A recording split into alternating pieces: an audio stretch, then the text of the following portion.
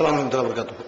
கண்ணியத்துக்குரிய எல்லாம் உள்ள அல்லாஹ் ஜல்ல ஷானஹு தஆலாவின் நல்லடியார்களே, இந்த நிகழ்ச்சிகளை இஸ்லாம் கூறும் மனித நேயம் என்ற தலைப்பு எனக்கு தேர்வு செய்யப்பட்டிருக்கிறது. இன்றைய உலகிலே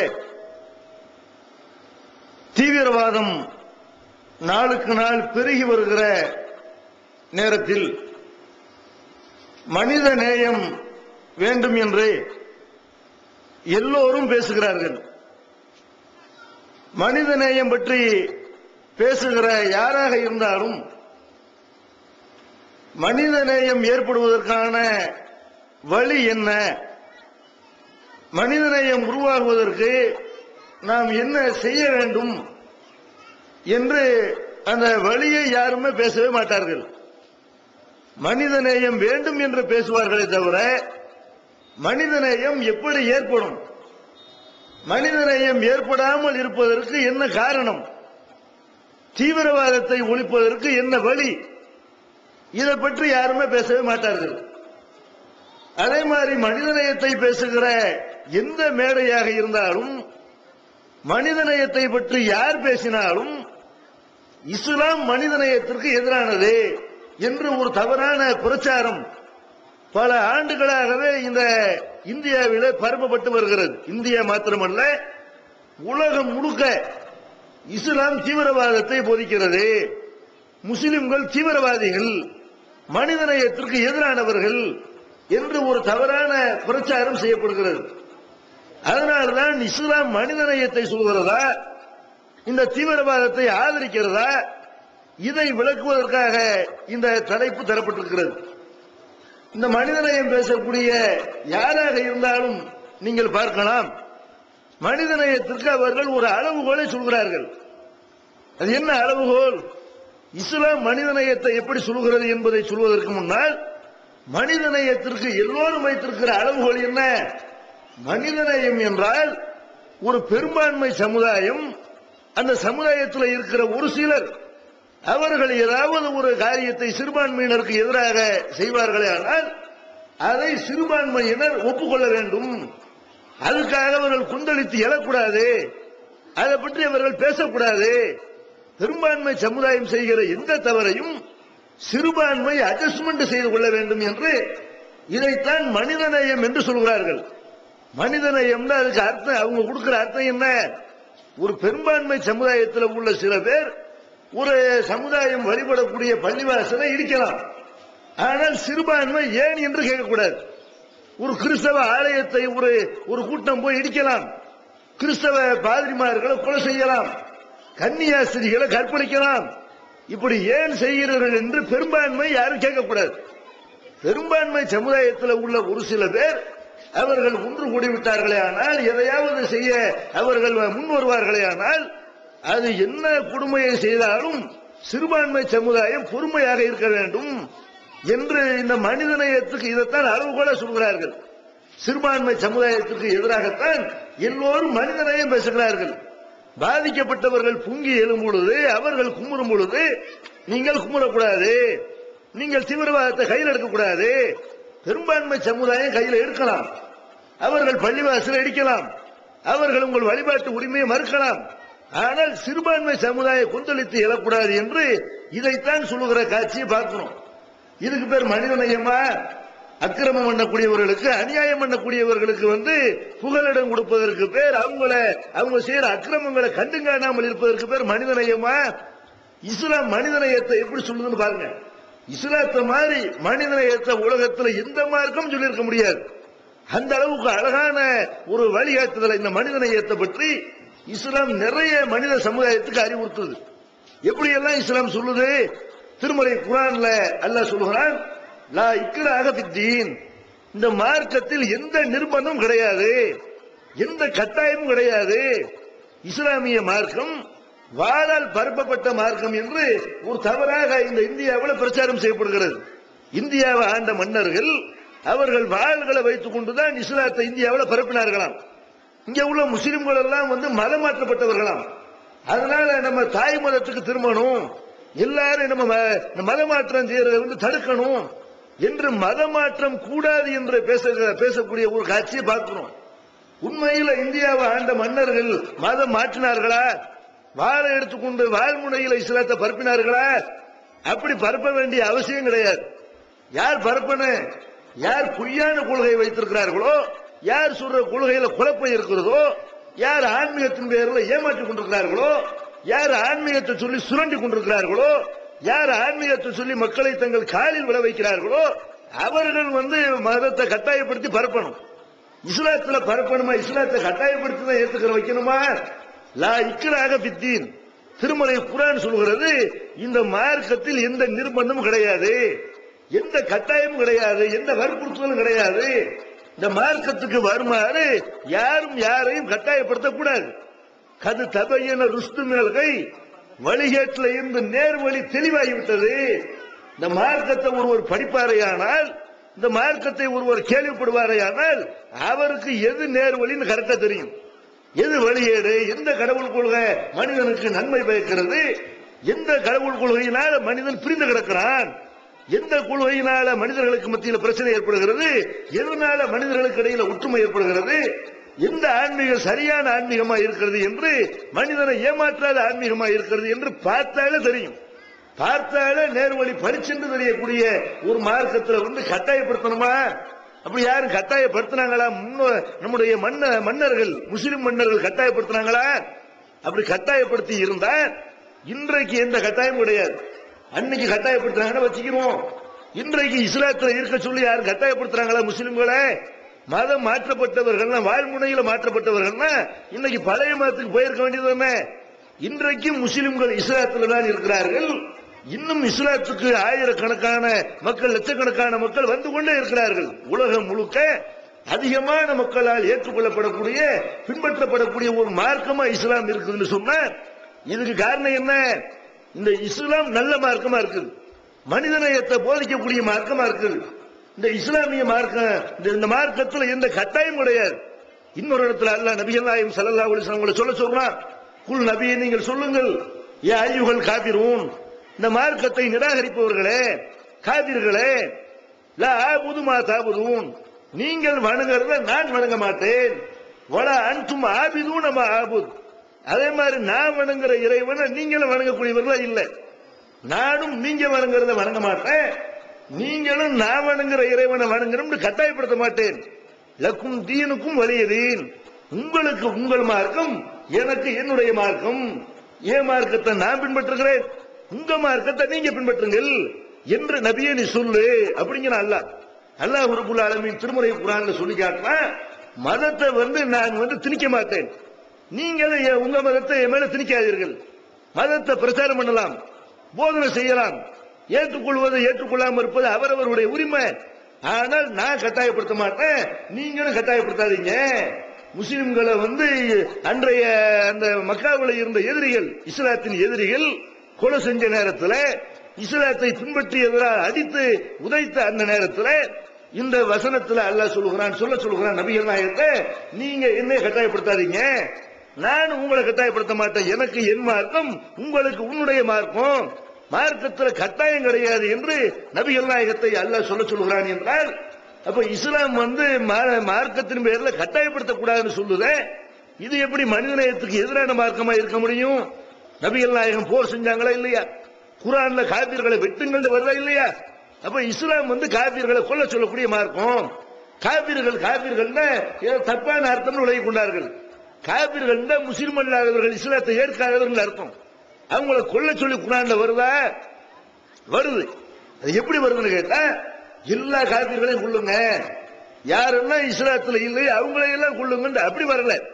நபிகள் நாயகம் ஸல்லல்லாஹு அலைஹி வஸல்லம் அவர்கள் மக்காவுல அவர்கள் இஸ்லாம் என்ற மார்க்கத்தை போதிக்கிறார்கள். அவங்க சொல்ற மார்க்கத்தை ஒரு கூட்டம் ஏற்றுக்கொள்கிறார்கள். அந்த கூட்டம் இஸ்லாத்தை கடைபிடிச்ச காரணத்தினால, ஒரு கடவுள் தான் இருக்கிறான் என்று நம்பிய காரணத்தினால, அன்றைக்கு இருந்த இஸ்லாத்தின் எதிரிகள் இஸ்லாம் வளரக்கூடாது, முஸ்லிம்கள் வளரக்கூடாது என்று நினைத்தவர்கள் நபிகள் நாயகத்தையும் அவர்களை ஏற்றவர்களையும் அடித்து உதைத்து பல்வேறு துன்பங்களுக்கு ஆளாக்கினார்கள், பல கொடுமைகளுக்கு ஆளாக்கினார்கள். எல்லா துன்பங்களையும் பொறுமையோடு சகித்துக் கொண்டு நபிகள் நாயகம் வந்து, நீங்க யாருக்கு எதிராகவும் ஆயுதம் தூக்கிறாதீங்க, உங்களை அடிச்சவங்களுக்கு எதிராக போர் செஞ்சிடாதீங்க, பொறுமையை கடைபிடிங்கள் என்று 13 வருஷ காலமாக அந்த சமுதாயத்துக்கு பொறுமையைத்தான் சொன்னார்கள். நபிகள் நாயகம் போய் பள்ளிவாசல போய் துழுகிறார்கள். துழுகிற நேரத்தில் அவங்க சிரமடைந்து கொண்டிருக்கிற நேரத்தில் ஒரு கூட்டம் ஒட்டக குடலை கொண்டு வந்து மேல போடுகிறது. மற்றவர்களால் மதிக்கப்படக்கூடிய ஒரு தலைவர் அவர் இந்த மாதிரி ஒரு சித்திரவதைக்கு ஆளாக்கின உடனே அப்ப நபி தோழர்கள் கொந்தளிக்கிறார்கள். ஒட்டக குடலை தூக்கி போட்டவங்களுக்கு எதிராக இறைவன்ட்ட நபிகள் நாயகம் கையேந்திராங்களே தவிர அவங்கள போய் அடிங்கன்னு சொல்லல. நபிகள் நாயகம் ஸல்லல்லாஹு அலைஹி வஸல்லம் அவர்களே எத்தனை வகையான கேலி கிண்டல் சொல்லி நபிகள் நாயகத்தை அப்படியெல்லாம் சித்திரவதைப்படுத்தினார்கள். பொய்யர் என்றார்கள், சூனியக்காரர் என்றார்கள்.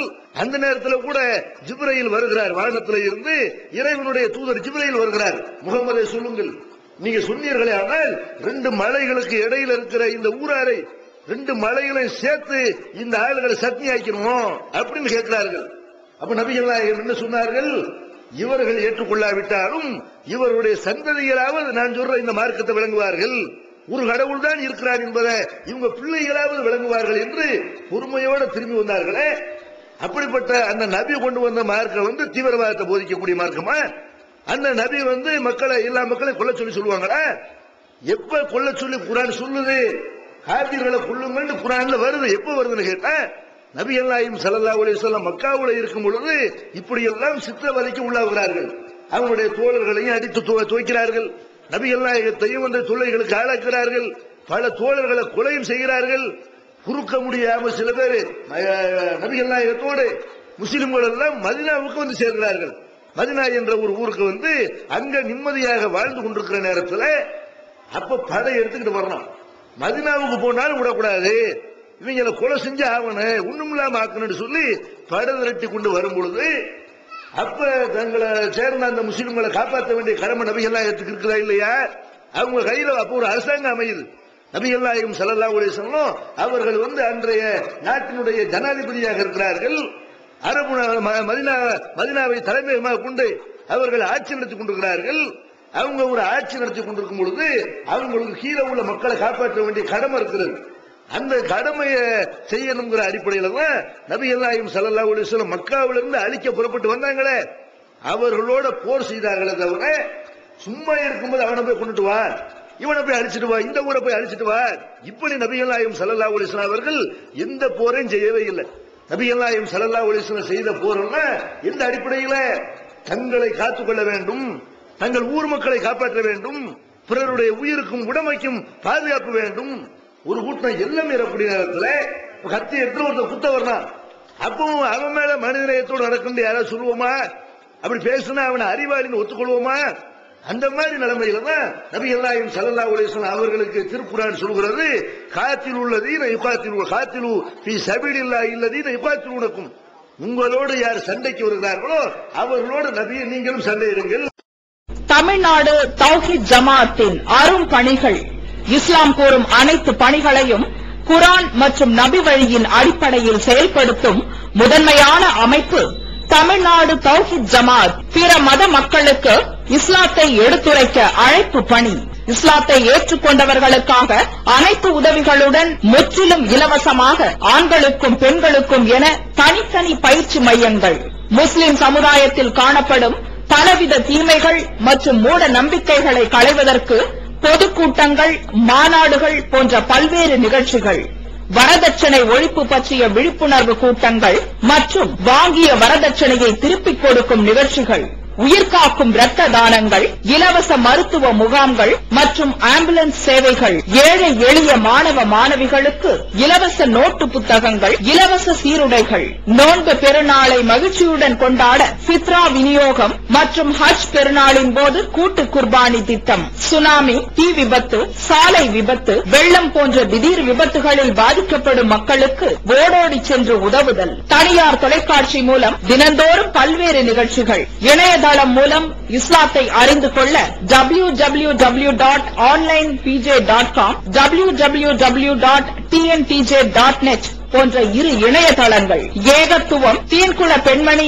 ஆகிய மார்க்க மாத இதழ்கள், முஸ்லிம் சமுதாயத்தை தட்டி எழுப்பும் உணர்வு வார இதழ், தொலைபேசி மற்றும் கடிதங்கள் மூலம் விளக்கம் பெற தனி ஏற்பாடு, குடும்ப பிரச்சனைகளுக்கு தீர்வு காண ஷரியத் தீர்ப்பாயங்கள், இலவச திருமண தகவல் திட்டம், முதியோர் ஆதரவு இல்லம், சிறார்களுக்கான அனாதை இல்லம், சத்தியத்தை நிலைநாட்டிட பல்வேறு விவாதங்கள், அடக்குமுறைக்கு எதிரான போராட்டங்கள், முஸ்லிம் சமுதாயத்திற்கு இடஒதுக்கீட்டை பெற்றுத்தந்த உரிமை போராட்டங்கள், வறுமை மற்றும் கடன்களில் சிக்கி தவிக்கும் மக்களை மீட்டெடுக்க ஜகாத் நிதியை திரட்டி உரியவர்களுக்கு உதவுதல், வட்டியில்லா கடனுதவி திட்டங்கள், இது போன்ற இன்னும் ஏராளமான பணிகளை செய்து வரும் தமிழ்நாடு தௌஹீத் ஜமாத் எந்த வெளிநாட்டு அரசிடமிருந்தோ அல்லது எந்த வெளிநாட்டு நிறுவனங்களிடமிருந்தோ உதவிகளை பெறுவதில்லை என்பதை கொள்கையாக கொண்டுள்ளது. எனவே மறுமையில் மகத்தான கூலியை பெற்றுத்தரும் இந்த அரிய பணிக்கு உங்களது ஜகாத் மற்றும் நன்கொடைகளை வாரி வழங்குவீர். உங்களது நன்கொடைகளை டிடியாகவோ செக்காகவோ மணி ஆர்டராகவோ அனுப்பலாம். டிடி அனுப்புபவர்கள் தமிழ்நாடு தௌஹீத் ஜமாத் வங்கி கணக்கு எண் 7882748827 இந்தியன் வங்கி மண்ணடி கிளை என்ற பெயரில் எடுத்து அனுப்ப வேண்டிய முகவரி தமிழ்நாடு தௌஹீத் ஜமாத் மாநில தலைமையகம் 30 அரண்மனைக்காரன் தெரு மண்ணடி சென்னை 1. போன் 044215215226.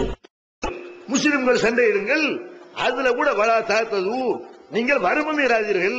போர்க்களத்துல கூட அல்லாஹ் என்ன சொல்றான்னு கேட்ட, உங்களோட சண்டைக்கு வர்றவனோட அழிக்கிறன்னு புறப்பட்டு வர்றான், அவனோட சண்டை போடுங்க. மற்ற ஆளுகள் உங்களை அழிக்க நினைக்காத மற்ற ஆளுகளோட நீங்க எப்படி இருக்கணும்? குர்ஆன் சொல்லுது, மனித நேயத்தை எப்படி சொல்லுது பாருங்க. லா யன்ஹாகுமுல்லாஹு அனில்லதீன லம் யுகாத்திலுக்கும் ஃபித்தீனி வலம் யுக்ரிஜுக்கும் மின் தியாரிக்கும். யார் உங்களை வீட்டை விட்டு விரட்டவில்லையோ, யார் உங்களோட சண்டைக்கு வரவில்லையோ, உங்களை கொலை செய்ய நினைக்கவில்லையோ, அன்தபர்ரூஹும் அந்த மக்களுக்கு நீங்கள் நன்மை செய்வதையோ, வத்துக்ஸிது இலைஹிம் அவங்கள்ட்ட நேர்மையாக நடப்பதையோ அல்லாஹ் தடுக்கவில்லை. யார் உங்களோட அந்யோன்யமா பழகி கொண்டிருக்கிறார்களோ, அண்ணன் தம்பிகளாக மாமன் மச்சான்களாக உறவு முறை கொண்டாடி கொண்டு யார் உங்களோடு கலந்து வாழுகிறார்களோ அந்த முஸ்லிம் அல்லாதவர்களுக்கு நீங்கள் நன்மை செய்ய வேண்டும், அவங்களுக்கு உதவ வேண்டும். அவர்கள் அவங்களுக்கு ஒரு பாதிப்பு ஏற்பட்டு உங்கள்கிட்ட வந்தார்களே ஆனால் அவர்கள்ட்ட நேர்மையாக நீங்க நடக்க வேண்டும். இதை அல்லாஹ் தடுக்கவில்லை. இன்னமா இன்ஹாக்குமுல்லாஹு அனில்லதீன காத்தலுக்கும் பித்தீனி அஹ்ரஜுக்கும் மின் தியாரிக்கும். யார் உங்களை வீட்டை விட்டு விரட்டினார்களோ, யார் உங்களை கொலை செய்யணும்னு வருகிறார்களோ அவங்களோட உறவு வச்சுக்கிறாதீங்க. உங்களை அழிக்க வர்றவனோட உறவு வச்சுக்கிறாதீங்க. உங்களோடு நல்லா பழகிற ஆள்களோட நீங்களும் நல்லா பழகுங்கள், அவர்களுக்கு நன்மை செய்யுங்கள், நேர்மையாக அவர்கள் விஷயத்தில் நடந்து கொள்ளுங்கள் என்று முஸ்லிம் அல்லாதவர்களுக்கு நன்மை செய்ய சொல்லி குர்ஆன் சொல்லுது.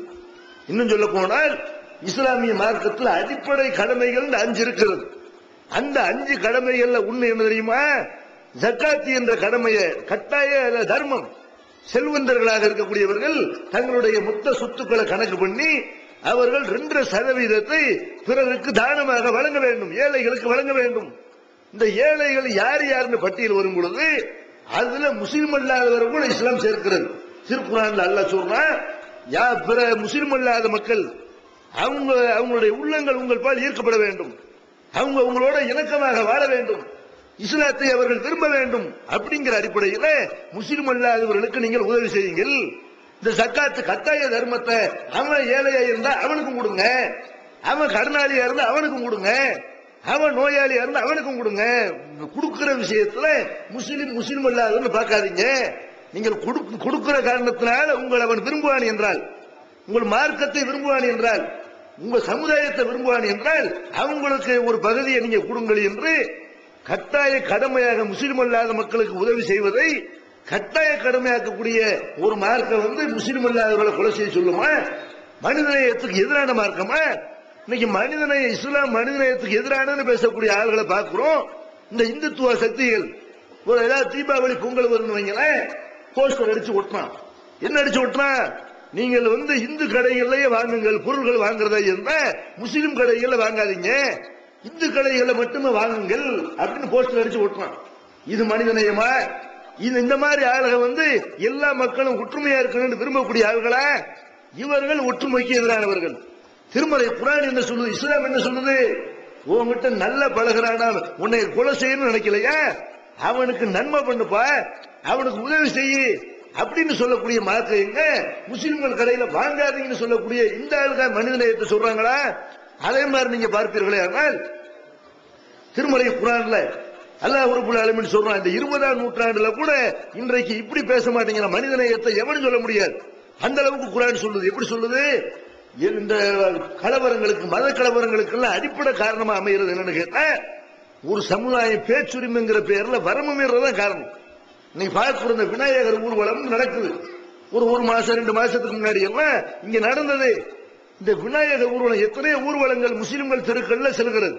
முஸ்லிம்கள் தெருக்கள்ல எத்தனையோ ஊர்வலம் போகுது. தினந்தோறும் கல்யாண ஊர்வலம், இந்துக்களுடைய கல்யாண ஊர்வலம் போகுது, இந்துக்களுடைய அந்த திருவிழாக்கள் போகிறது. மற்ற திருவிழாக்கள் நடக்கிற நேரங்களில் எல்லாம் முஸ்லிம்களுக்கும் இந்துக்களுக்கும் மத்தியில் எந்த பிரச்சனையும் ஏற்படுறது கிடையாது. ஒரு சின்ன ஒரு மனக்கசப்பு ஏற்படாது, ஒரு சின்ன சண்டை சச்சரவு வராது, ஒரு சின்ன ஒரு பிரச்சனை கூட வரவே செய்யாது.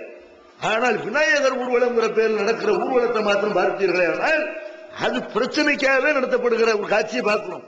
அதுக்கு இந்து மக்களுக்கு சம்பந்தம் இல்லை. அந்த விழாவை, அந்த ஊர்வலத்தை நடத்தக்கூடியவர்கள் என்ன செய்கிறார்கள் என்றால், இதை வைத்து நம்ம பிரச்சனை பண்ண வேண்டும், நாட்டை ரத்த காடாக ஆக்க வேண்டும் என்று விரும்பி அவர்கள் இந்த ஊர்வலத்தில் செல்லும் பொழுது முஸ்லிம்களை வம்பு கிழக்கிறார்கள். நாங்க பள்ளிவாசல் பக்கம் தான் போவோம் அப்படின்னு உறுதியை நிற்கிறார்கள். ஏன் நிற்கிறாங்க?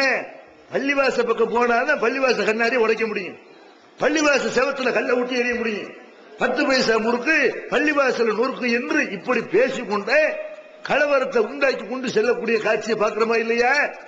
அப்ப பள்ளிவாசலை பற்றி பேசினால், நபிகள் நாயகத்தை கொச்சப்படுத்தி பேசினால், இஸ்லாத்தை கொச்சைப்படுத்தி பேசினால், நபிகள் நாயகத்தினுடைய மனைவிமார்களை கொச்சப்படுத்தி பேசினால், அங்க நின்று கொண்டிருக்கிற எல்லா முஸ்லிம்களுடைய மனநிலை ஒரே மாதிரி இருக்குமா? எவனா 2 பேர் கோபக்காரர் இருக்கதான் செய்வான், எவனா 2 பேர் பதில் கிணத்தை அவனை செய்யதான் செய்வான்.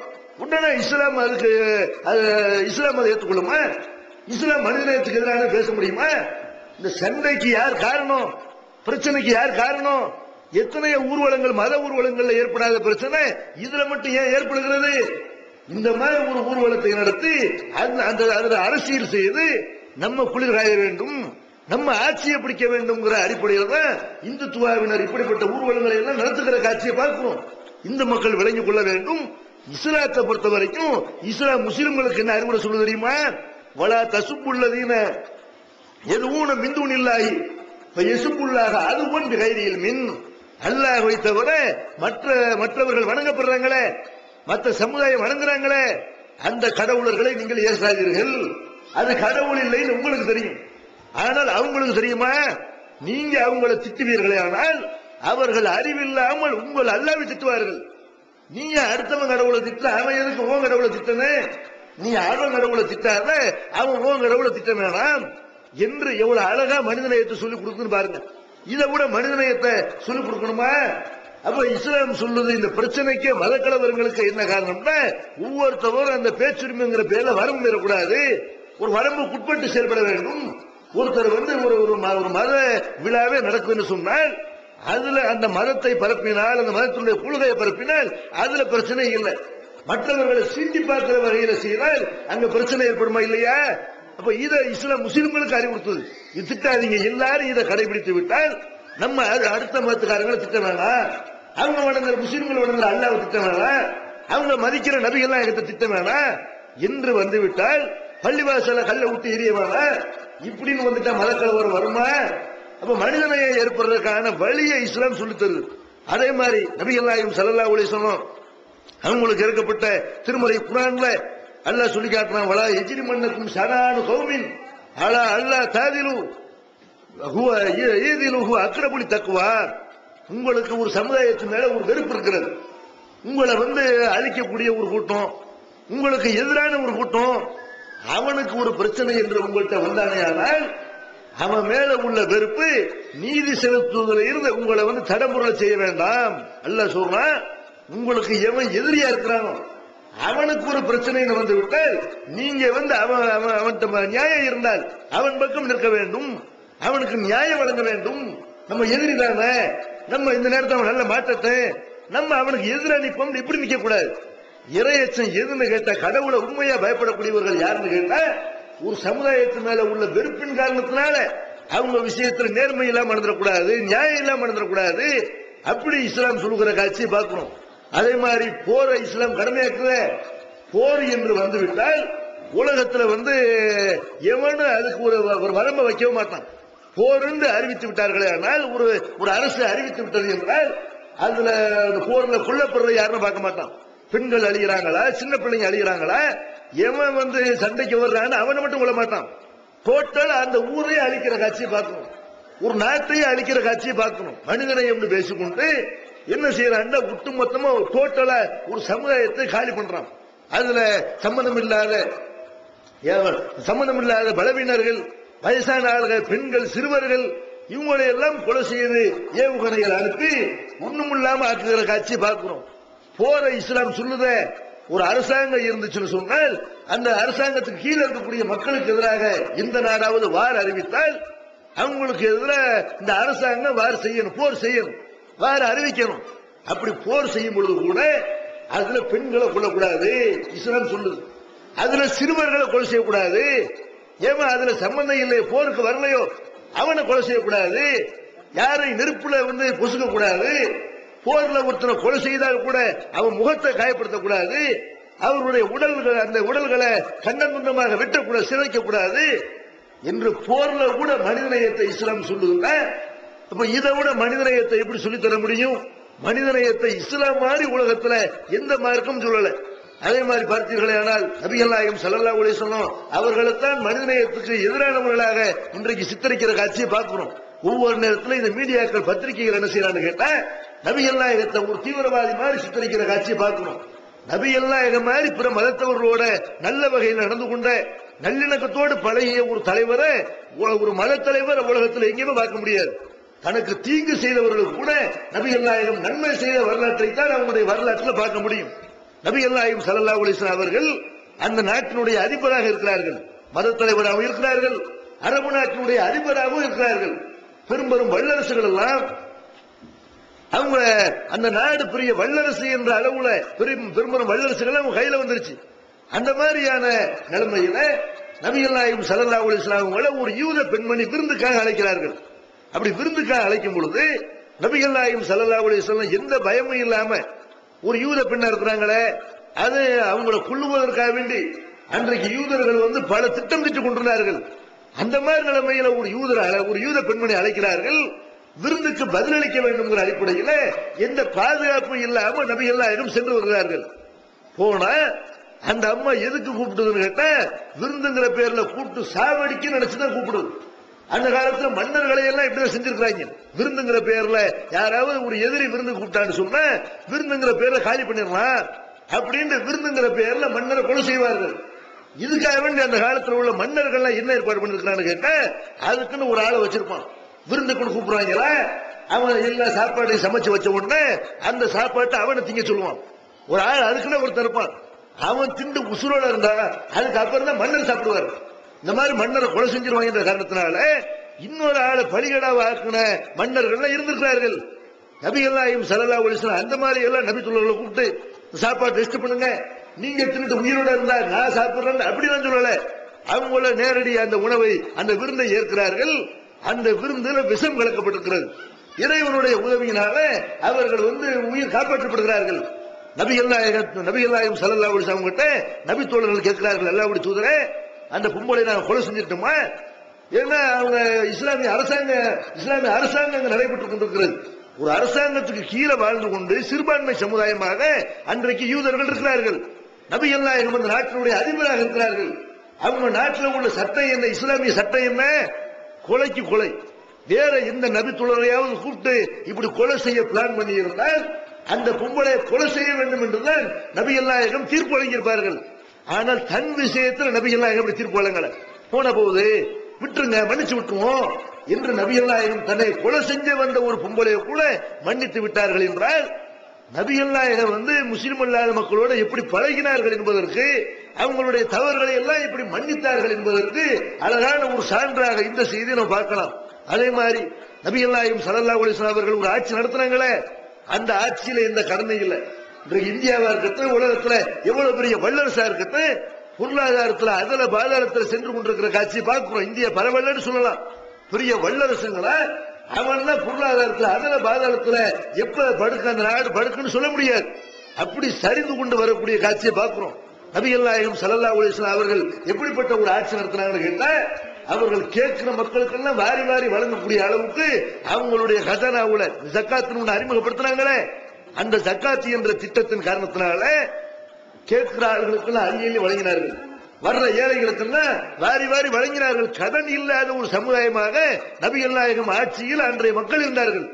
யார் கடனோடு இறந்து போனாலும் அரசாங்கம் அந்த கடனை அடைக்கும் என்ற அளவுக்கு நபிகள் நாயகம் ஸல்லல்லாஹு அலைஹி வஸல்லம் பொருளாதாரத்தை சேர்த்து வைத்திருந்தார்கள் அரசாங்கத்தில். அப்ப ஒரு முஸ்லிம் அல்லாதவர் வந்து கேட்கிறாரு, நீங்க எனக்கு ஏதாவது தர்மம் கொடுங்க அப்படின்னு வந்து கேட்கும்போது, 2 மலைகள் கொள்கிற அளவுக்கு, 2 மலைகளுக்கு இடையில எவ்வளவு இடம் இருக்கும், அந்த மலைகள் கொள்கிற அளவுக்கு நிறைய ஆடுகளை நபிகள் நாயகம் கொடுத்திருக்கிறாங்க. கொண்டு போ நல்லா பொழைச்சுக்க அப்படிங்கிறாங்க. தர்மம்னா 10 பைசா 50 பைசா ரூபா போடுறதுக்கு பேர் தர்மம் இல்ல. இந்த மாதிரி ஒரு ஆள் தன்னிறைவு அடைகிற மாதிரி தர்மம் பண்ணணும். அடுத்தவன் யாருக்கிட்ட கையெழுந்த கூடாது. அப்படி நபிகள் நாயகம் வாரி வழங்கின உடனே அதை வாங்கிக்கிட்டு அவர் போய் சொல்றாரு, அவருடைய கூட்டத்தில் போய் சொல்றாரு, நீங்க எல்லாம் இஸ்லாத்தை ஏத்துக்குங்க. நபிகள் நாயகம் வறுமையை பற்றி கவலைப்படாமல் முகமது வாரி வழங்குகிறார், அதனால் அவர் மார்க்கத்தை ஏற்றுக்கொள்ளுங்கள் என்று நபிகள் நாயகம் ஸல்லல்லாஹு அலைஹி வஸல்லம் அவங்களுடைய அந்த மனிதநேயத்தை மற்ற சமுதாயம் பாராட்டுகிற அளவுக்கு நபிகள் நாயகம் முஸ்லிம் அல்லாத மக்களோட பழகினார்கள், மனிதநேயத்தை போதித்தார்கள். அப்படி மனிதநேயத்தை நபிகள் நாயகம் ஸல்லல்லாஹு அலைஹி வஸல்லம் அவர்களும் கடைபிடித்தார்கள். திருமறை குர்ஆன்லயும் மனிதநேயத்தோடு நடந்து கொள்ளும்படி முஸ்லிம்களுக்கு அறிவுறுத்துகிறது.